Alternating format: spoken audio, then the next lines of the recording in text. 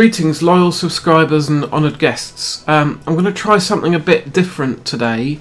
I don't really do unscripted videos very often. I've only just really started doing them for my pickups videos that I've been doing for the last 6 months or so.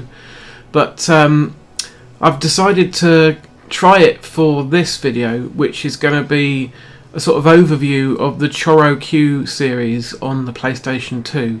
And I'm doing this as my contribution to PlayStation Month, which is something that the Retro Bear made me aware of, but I forget whose idea it was in the community, who it was originally, unfortunately, my apologies, but basically a bunch of us retro YouTubers are putting out some PlayStation themed videos during April.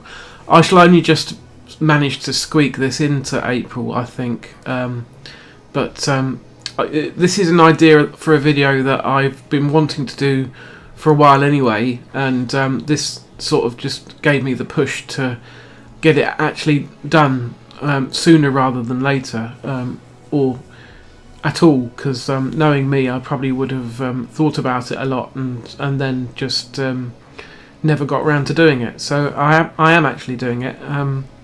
I do have plans for more PlayStation content besides this. I've been meaning to do a PS1 series anyway, and I think what I'm going to do is I've got one more episode planned for my compilation series for the Commodore 64, and then I think I know I'm going to do a different series in that slot, starting a fortnight afterwards. So I might go for PlayStation 1 next. I'll probably keep these series fairly short, sort of 6 episodes a fortnight apart, so then I can change things up sort of 3 or 4 times a year and keep things interesting for myself, and then return to them again later on. So I have got plans for a Sega Saturn and another one as well, another series,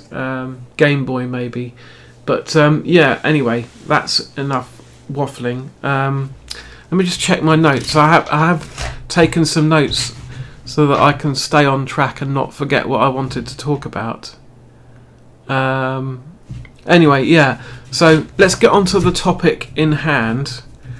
Of course, the other reason I've got notes is to keep the different naming of these games straight in my head across different territories, because each game is called different things depending on the part of the world. So here are the 5 games here. I'll just show you the covers briefly but you will see the covers when I talk about the games individually as well. I've got Penny Racers, that was the first one, and then Road Trip Adventure, Gadget Races, which is also on the Game Boy, but that's a slightly different game and a better one, actually, in my opinion. And then Choro Q, which kind of triggered me to want to do this video in the first place. I hadn't realised that this game actually existed, and there was a game in the series that I didn't have until I found it on eBay recently. This came from Germany, but it is a sort of PAL game that will run on our systems anyway. There's no difference really. It's all in English on the back as well. So, but this was quite expensive at 40 quid. So I don't know if it was worth it really, but I did want to complete this series having got all the other ones. And then a sort of spin-off from all the other ones, because those are racing games, is Seek and Destroy, which is a tank combat game, but we'll get to that eventually. So yeah, those are the 5 games in brief, but before I start talking about the games more specifically, I want to sort of give a bit of history about Choro Q itself, because long before there were video games, these are toys, and they date back to 1978 in Japan, and they're little tiny toy cars, quite cheap in construction. I think the plastic is quite cheap. And when they were brought over to the West, they were called penny racers, and I think that's because in the very earliest ones they had a little coin holder slot thing on the back that you'd actually put a penny or a coin into, and that would actually weight the car down and cause it to wheelie. And they had sort of a friction motor inside which caused them to drive off. I do vaguely remember having one or two, or knowing a friend who had one, but I never really messed with them because the likes of Hot Wheels and Micro Machines were much more popular over here in the UK and America, I think. But in Japan, the Choro Q series are a big deal, and there have been lots of games made about them over the years. I think one of the earliest one, which also got released in the West, was called Buggy here, but it was a Choro Q game on the MSX computer, very different from these ones, which are full 3D. It was a sort of side-on view game, but then there was a great big gap until the game started appearing again in the West. I think there was a Penny Racers on the PS1 as well, but I haven't got that one. Likewise, there was Penny Racers 64, which probably predates these PS2 games as well. And I don't know whether that's based on the PS1 game or it's its own thing or a version of the PS2 version. So I might have to load up Penny Racers C64 and see what that's like as well. But now I think that's enough intro waffle.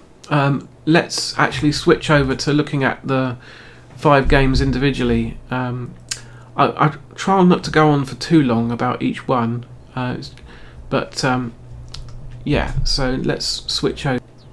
So here is the first of the games. The footage I've recorded is quite long, so I'll probably jump around within it. I think there's a couple of hours of footage about each game. I'm just going to grab my notepad because the cat's playing with it and I'll need to look at it.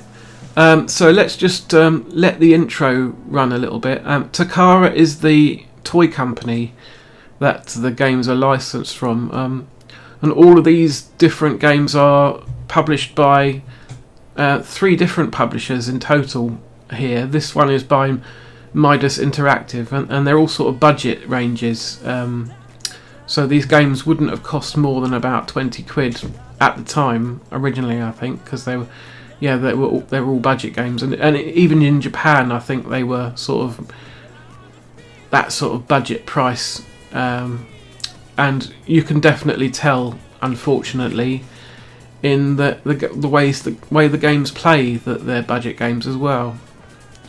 So I'll just let the intro play out, and then I'll skip into the actual gameplay. See, this intro makes it look quite exciting, doesn't it? And I expect once you get further into these games, they actually are quite exciting to play, but there's a bit of a problem which hampers the old enjoyment quite a bit, which I'll get to in a minute. Yeah, so there's lots of different tracks in this one. One of the later games doesn't have as many tracks by far, but yeah, and you can see there's underwater bits and flying bits and desert bits, tropical bits, off-road sort of rally places and volcanoes, you name it. There's all sorts of different environments, skiing. Yeah.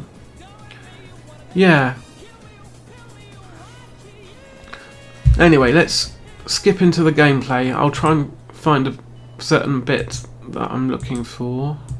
Oh, here we go.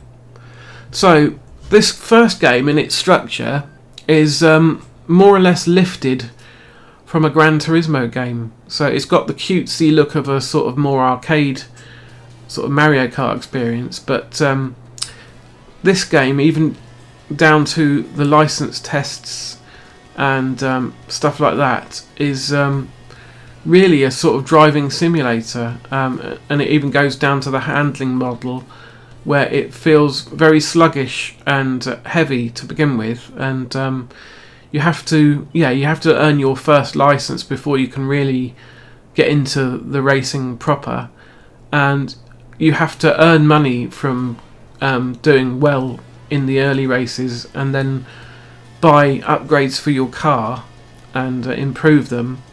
And that's all well and good, and it sounds quite compelling, doesn't it? Because it adds depth to the and length to the whole thing. But the trouble is that the grind is just so tedious and long in the early stages that you'll probably have lost interest and given up before you really get into the meat of the game, unless you've got a lot of patience. Because my history with this series goes back about 15 years, actually.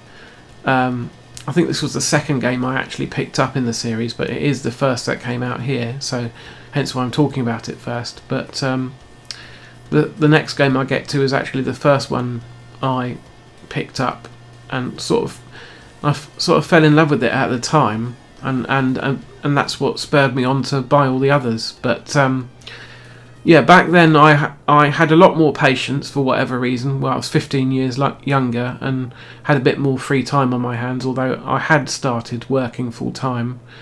I wasn't commuting to London like I am now.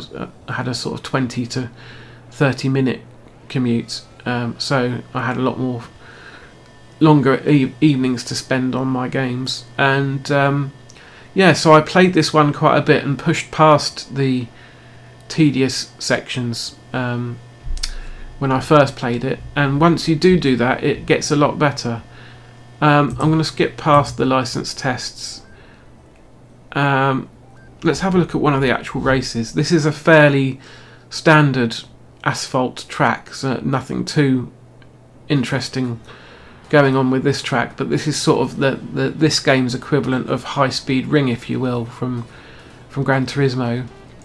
So let's just watch this a little bit, and then I'll skip on to a more interesting track. Let me check my notes. So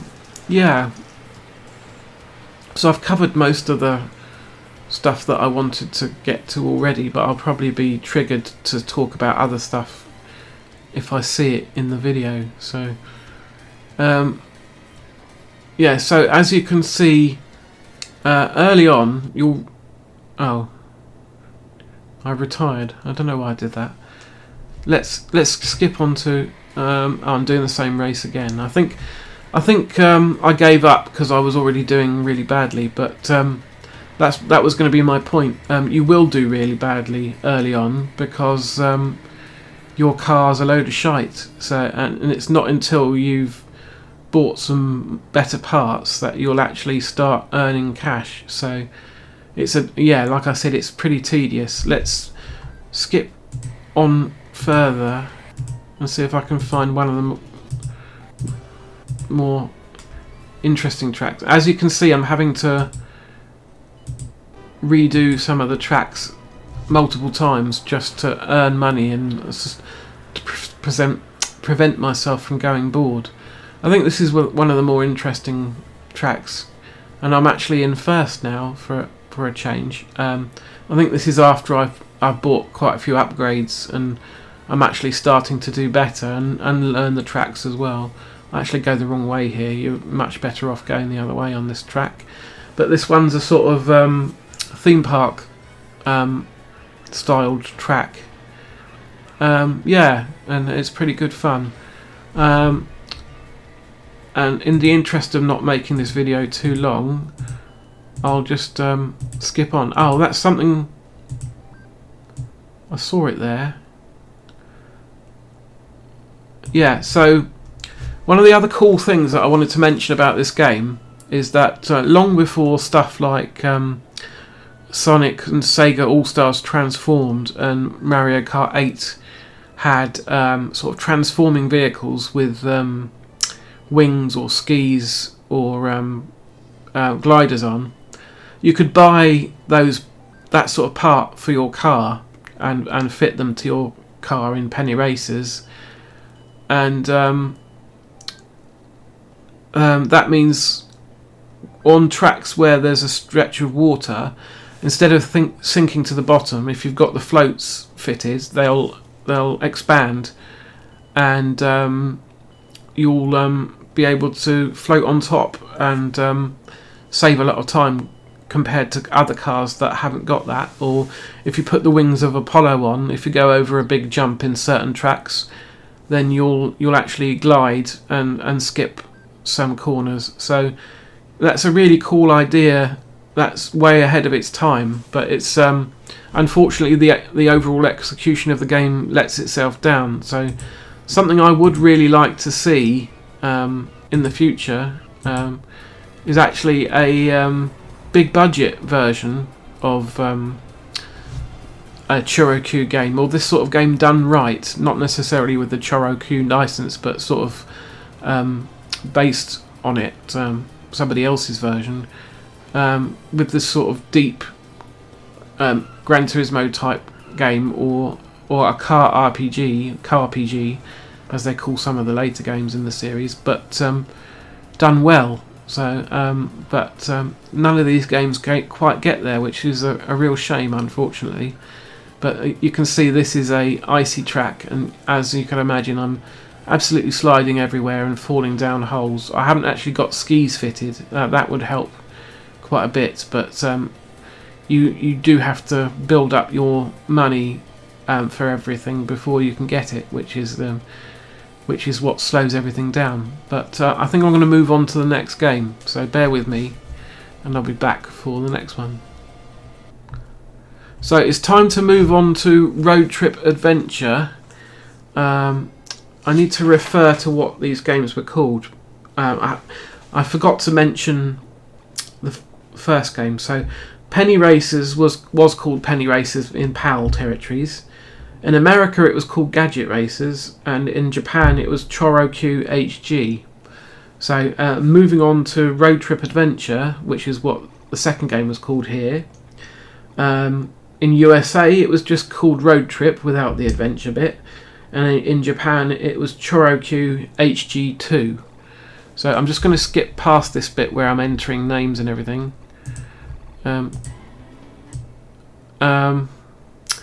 Yeah, and this one, this is actually a race again, but once we're past this, I'll show you what the big difference is with Road Trip Adventure. Actually, let's do it now. We don't need to see this. So yeah, the cool thing about this one is it's got a big open world that you can just roam around and explore. And you can actually talk to other cars because they're all sort of sentient, like in the Pixar's Cars films. You can go in their houses and talk to them and do quests for them. And there's a whole sort of sub-quest where you find photo booths and try and take a photo in every single one. There's over 100 of them, I think, scattered throughout the world. But yeah, this is what makes this game so compelling, is there's quite a large open world, and as long as you're not going into a race, it's all one big continuous area without any loads, which is really cool. And yeah, so although the handling is still sluggish early on and you still have the same problem of needing to upgrade, the fact that you have a whole open world that you can just drive around in and explore makes this a lot more interesting. So I played this at least until I'd been to all the cities, because you can follow the signs from one city to the next, and if you go into the garage, the factory, I mean Q's factory in each city, you get access to another track or two, racing track. And yeah, so and then the idea is to earn a third place or higher on all of the bronze events before you move up a level and get more tracks in each city. And once you've been to a city, you can fast travel back to the factory. You don't have to drive around the whole world a second time. But in my opinion, roaming the world is what makes this game fun. It's not the actual racing so much. and I can't hear the audio of the music at the moment because I haven't got it coming through my speakers so that it doesn't duplicate sound. But I hear this second town is more of a traditional sort of Japanese village with wooden doors and everything, and the track in this one is sort of a ninja track with boardwalk wooden floors and everything. So yeah, let's just leave this running for a second. You can see this track. Yeah, sort of a Japanese house or temple that you're racing around. The jumping feels really weird in this game. It's like moon gravity, so you fly right up in the air and then plummet to the ground pretty sharply. So you have to learn to not go very fast over those stairs, or you'll just go launching into the air. It doesn't feel right at all, the physics on that, unfortunately, but there aren't too many places in the tracks where you will go flying into the air like that. Let me just check my notes and see if I'm forgetting anything. Oh yes, the game actually features some pretty cool music in the overworld. There's a couple of songs. They do get really repetitive. I don't know if they're actually playing yet, because like I say, I can't hear them, but I've skipped to a point in the video where they probably are playing. You can see I'm driving off to the sort of what is essentially a rip-off of Las Vegas Strip called Sandopolis, down this motorway. A lot of the world is pretty empty, but there are these cities that you drive from one place to the next, like I say. See if I can find another race on a more interesting track. What's this one? No, I'm sure we can do better than that. There's a sort of mushroomy track.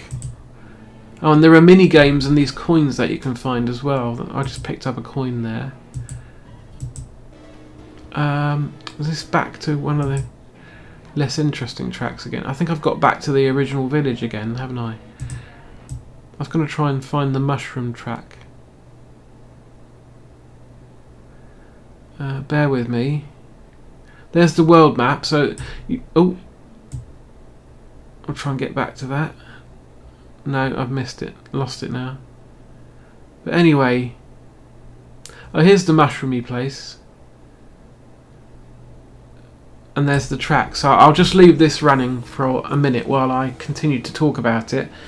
You can't make that jump without wings, unfortunately. Yeah. So this was the most successful game in the series, I think, over here in the UK. Because somehow it ended up on the PlayStation Store, on the PS3 and the PS4, I think, for $1.99. So a lot of people bought it and played it like that. I'm not sure if it's still available. It might be, but when I had a look for it on the web version of the PlayStation Store, I couldn't find it. But sometimes you can find stuff if you're logged into the console that you can't find on the web. So if I turn on my PS3 and go looking for it, I might find it there. But yeah, and so it got quite pretty popular for a while in Europe, and it was enough so that Eurogamer actually did a retrospective about the game in around 2015, I think, because the reviewer liked it at the time. But yeah, I'm pretty much out of things to say, but I would say if you're going to give one of these games a try, then start here maybe, especially if you like sort of exploring and open world games. But as for that, I'm going to move on to the next one because this video is getting long. So game number 3 is Gadget Races. Let me go back to my naming chart again. Yeah, Gadget Races here. In the USA, this game was meant to come out as Road Trip Adventure Avenue, but it was actually cancelled. And then in Japan, it was Choro Q HG3. So, what have I got to say about this one? This one is semi-open world. It's not quite the same as the previous one. Let me get past this bit again. Yeah, so you can drive around the world to a certain extent, like I'm doing here, but to get to the next area, you are basically forced to do races and win flags, and then the areas are gated off by a certain number of flags. So it's a bit like Super Mario 64 or Diddy Kong Racing, except it's flags instead of stars or balloons. So yeah, there's me talking to another car. Let's find a race. Oh, that was a race there. Yeah, so with all of these games, the graphics sort of stay the same sort of quality all the way through, so they're a bit basic.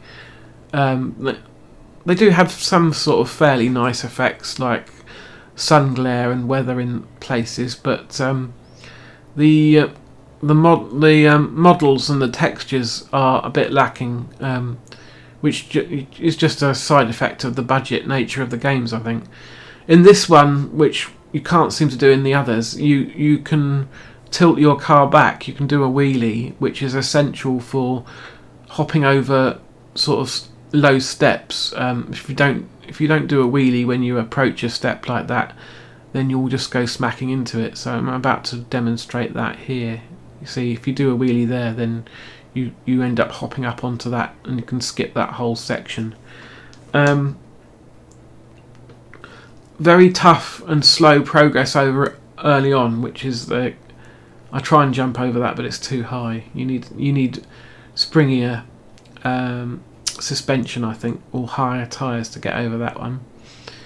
But yeah, it's very tough to earn money early on in this one, unfortunately, and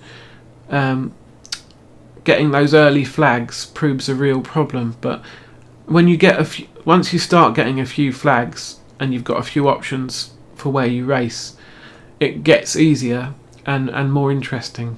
So I'm probably not going to stick to this one for very long. Let's just skip a bit further in. I'm talking to a duck for whatever reason, and that was me trying to go to a different area, but then finding out I didn't have enough flags.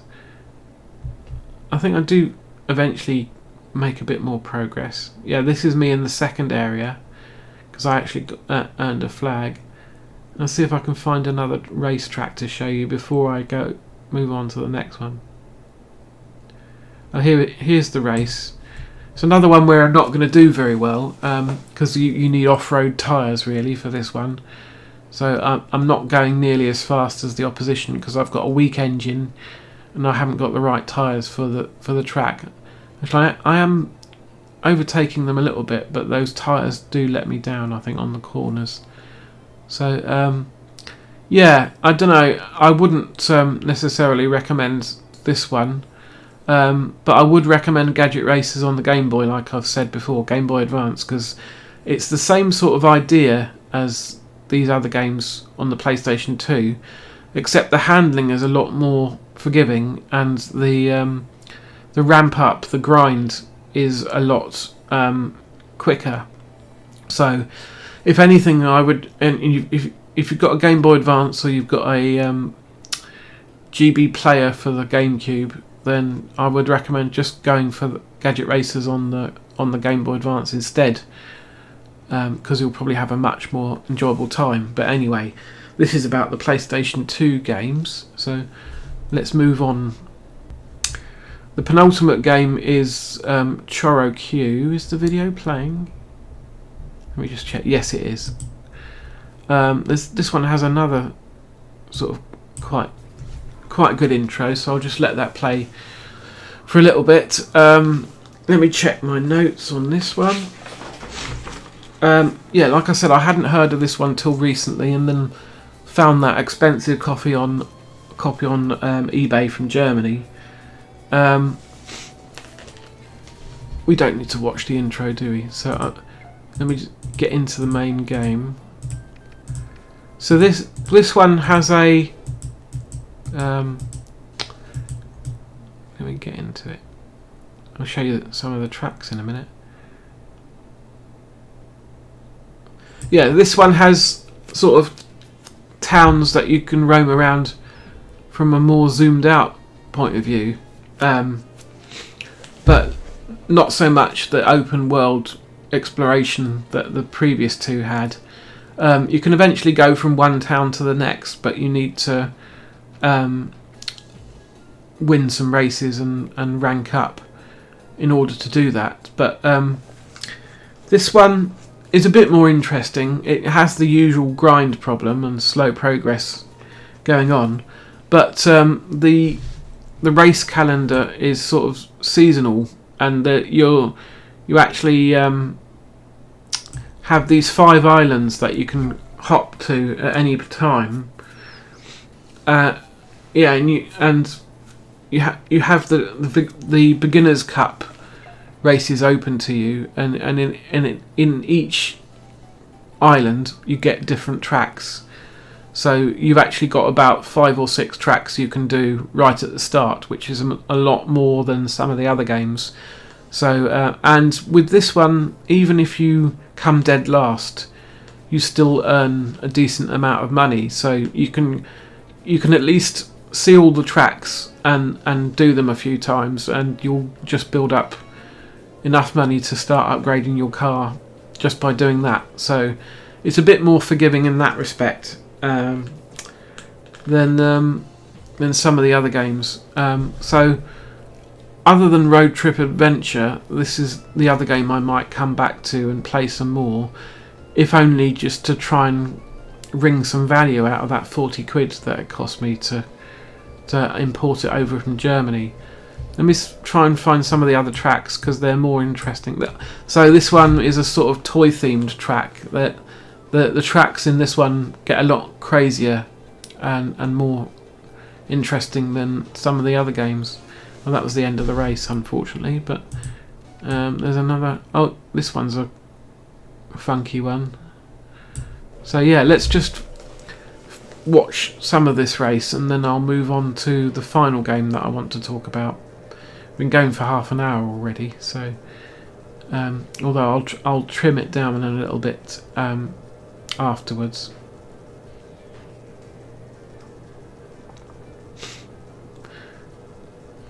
Yeah, so there's very funky neon colour scheme in this one. I think it's supposed to be set inside a computer, sort of in the Matrix, as you can probably tell on this one. But yeah, anyway, let's move on to the final game so that this doesn't end up taking forever. So the last one I want to talk about is called Seek and Destroy. Let me check my notes again. Actually, I don't need to. This is the name. The naming here is Seek and Destroy in both PAL territories and America, and then it was called Shin Combat Choro Q in Japan. So yeah, this is a spin-off. It's not a racing game; it's a combat game, and it's got exactly the same sort of cutesy design to the tracks as the racing games. And the actual basic tank controls are pretty good. As you would imagine, it uses both analog sticks, and the left one sort of accelerates and decelerates and tilts you left and right, and then the right analog stick independently controls your turret, so you can spin it round. And I think there is a bit of soft lock on the enemies if you're sort of vaguely pointing at them. The circle button fires your cannon.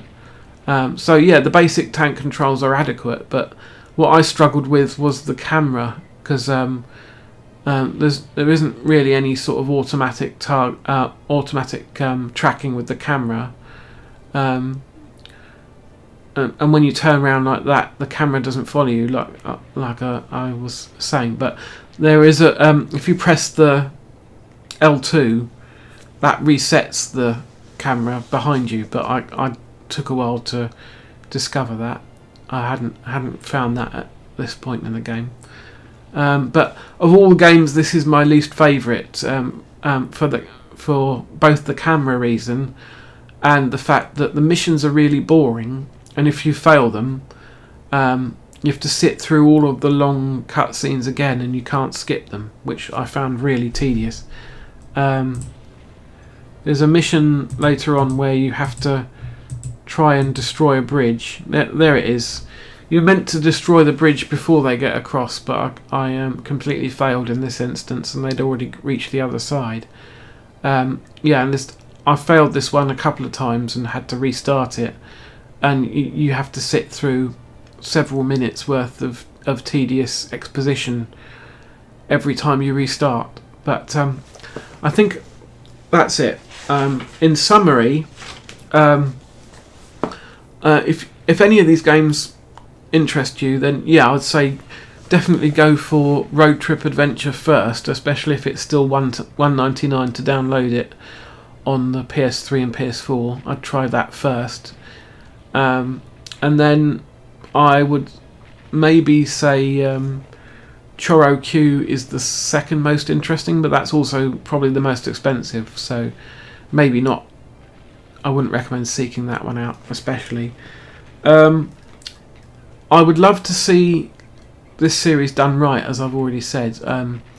If somebody with a big budget were to make a car RPG open world game like these, with sort of simulation style gameplay where you upgrade your car and do license tests maybe and all the rest of it, but with really nice graphics and really satisfying handling, or a more arcadey approach to the handling instead of the sort of sluggish style that this one is, then it could be amazing. But so all of these games are really ambitious, but they're sort of betrayed a little bit by their budget nature, and it's either just a lack of money to really polish them, or a lack of skill on the developers' part. I'm not sure which one, but I'll give them the benefit of the doubt and just say that they didn't have the time or the money to make these games really good. But they are interesting. If you've never heard of them before, they're worth checking out at least. But that's it really for this video. So almost 40 minutes in, I'm gonna stop it there. So there will be more PlayStation content from me eventually, but it'll probably take a few weeks to appear. So in the meantime, thank you for watching, and see you on the next one. In the meantime, take care.